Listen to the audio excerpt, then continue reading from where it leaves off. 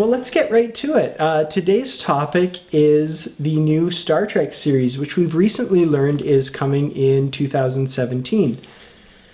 Very excited about that. I've long thought that Star Trek belongs on the small screen. I like Star Trek movies, but the television series is really where Star Trek shines, I think. So I've brought Bobbi on the show today, and we're going to talk about what each of us would like to see in a new potential Star Trek series. So, first off, Bobbi, how excited are you by this news? Well, I'm pretty excited. It's going to be the very first time ever in my entire life that I will get to watch Star Trek on TV as it airs. That's pretty cool. So in the United States, we know that it's going to be on an on-demand video streaming service like Netflix, but CBS's own version of that.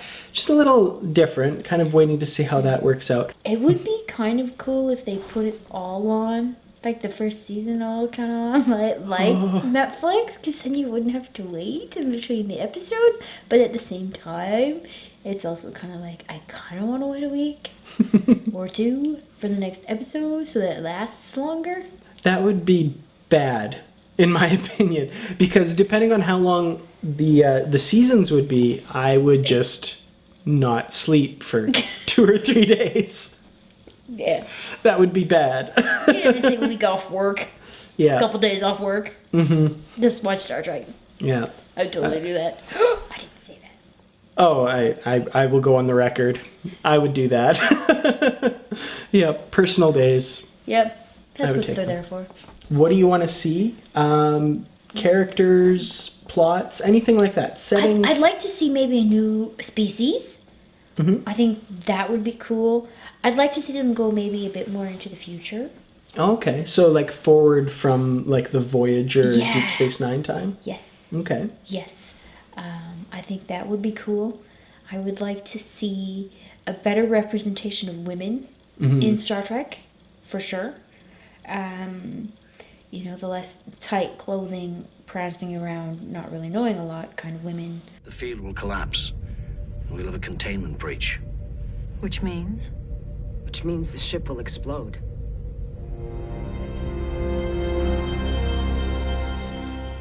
I would like to see more diversity in Star Trek, and not diversity for diversity's sake, not like having a checklist and checking them off, although, making sure that you have representation of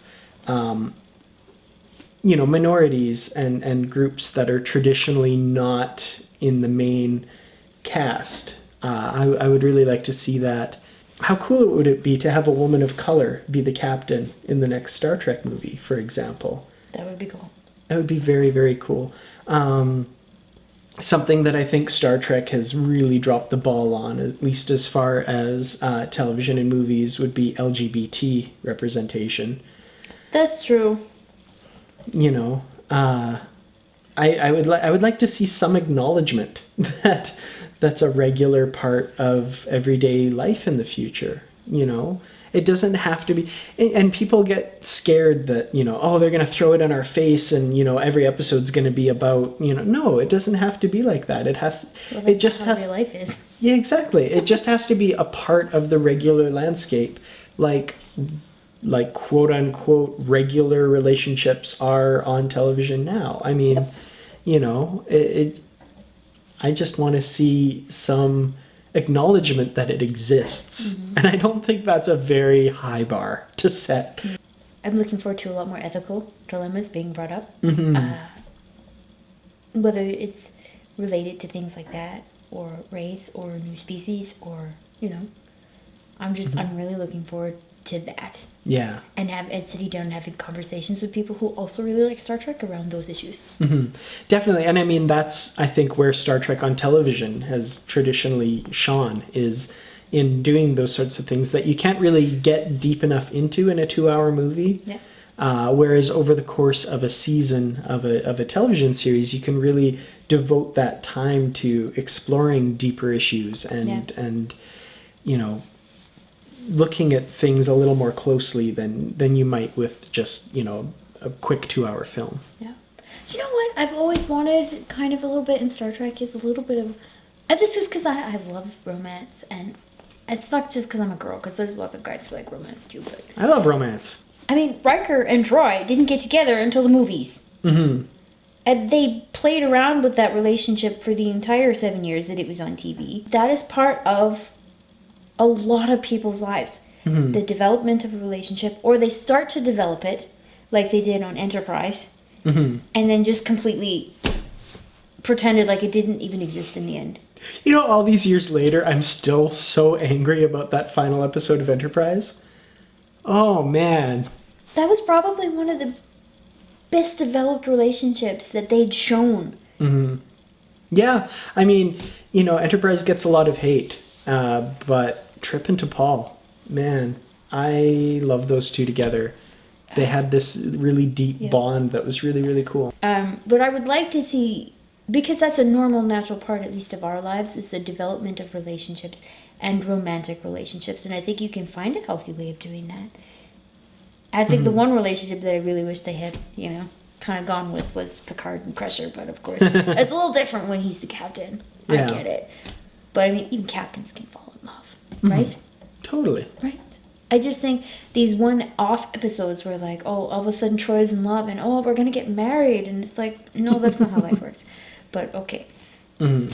And then something drastic happens, and oh, the guy dies, or Yeah. something like that happens in the relationship. I would like to see just the development. I don't care what relationship it is, as long as it's like a romantic one. I'd really like to see that for real. No, that makes a lot of sense, for sure. I think that's kind of a part of the much larger idea of really getting to know these characters and really getting into their day-to-day lives. Mm-hmm. And I mean, I don't mean to keep harping on this point, but it's really something that you can only do in an ongoing television series. If we get a new television series, it'll take less than half a season to get more hours with these people than we've gotten with the Star Trek 2009 movie crew. That's true. We don't have enough time in a movie to really get into these characters' lives, and that's something so great about Star Trek, is falling in love with these characters. I'm really looking forward to the character development that will come, and I hope that they do that versus in Voyager, where I feel like they got the base down, but then they never really they never really went too far with the characters on Voyager. Yeah. So I'm kind of looking forward to a show that really takes their time to develop the characters and to, you know, get us really attached to them. I want to be attached to them. This is going to be my very first TV show, like, on TV. I want to be attached to them because I'm going to be, like, rushing to sit down on the TV, you know. Who do you see as the captain?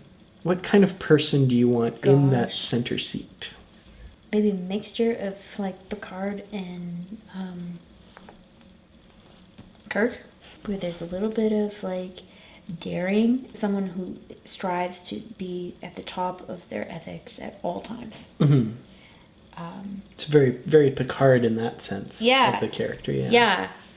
But I think Kirk is like his ability to like, okay, let's go do this, right? Like his willingness to explore and to get into new situations. Mm-hmm. Not to the point where they're messing around with things that they're not supposed to be messing around with. Got to remember that prime directive, guys. Right. It's important. Yeah.